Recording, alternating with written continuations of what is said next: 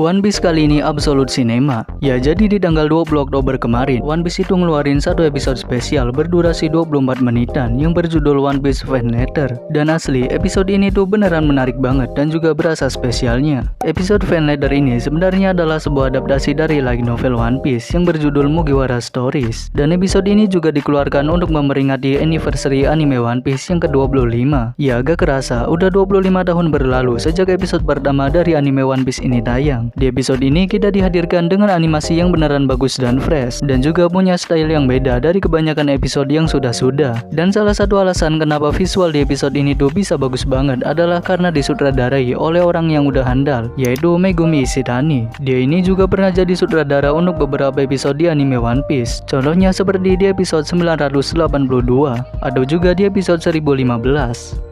Lalu untuk story yang ada di episode Fan Letter ini menurut gue juga beneran menarik, karena episode ini menceritakan dan menyoroti tentang kehidupan para karakter sampingan yang ada di dunia One Piece. Di episode ini kita bisa tahu kalau ternyata hidup jadi orang biasa yang gak punya kekuatan apa-apa di dunia One Piece itu beneran sulit. Apalagi kita tahu kalau dunia One Piece itu penuh dengan huru-hara. Ada 3 karakter sampingan yang jadi sorotan utama di episode ini, yaitu 2 karakter kakak beradik yang jadi pasukan Marine dan 1 karakter bocah cewek berambut oranye. Dari karakter kakak beradik Marine kita jadi tahu kalau ternyata perang yang terjadi di dunia One Piece itu emang mengerikan. Apalagi mereka berdua ini adalah orang-orang yang gak punya kekuatan super seperti Devil Fruit ataupun Haki. Lalu untuk karakter bocah cewek berambut oranye, dia ini sebenarnya adalah orang yang ngefans dengan Nami. Bahkan kita bisa lihat kalau dia ini sampai merubah penampilannya jadi mirip dengan Nami. Karena beberapa hal dia jadi tahu kalau kru topi jerami itu akan kembali berkumpul ke pulau tempat dia tinggal, yaitu ke Pulau Sabaody. Dan saat hari itu tiba, dia berniat untuk ngasih sebuah surat ke Nami. Namun ternyata dia ini dapat banyak sekali halangan dalam perjalanan mengantarkan suratnya ke Nami. Dan sayang sekali, pada akhirnya dia gak bisa memberikan suratnya ataupun juga bertemu dengan Nami. Tapi dia tetap merasa senang karena masih bisa melihat Nami secara langsung, meskipun itu dari kejauhan, dan kepala dia kebalik kayak begini. Dan entah kenapa momen ini tuh bikin gue merinding pas nontonnya.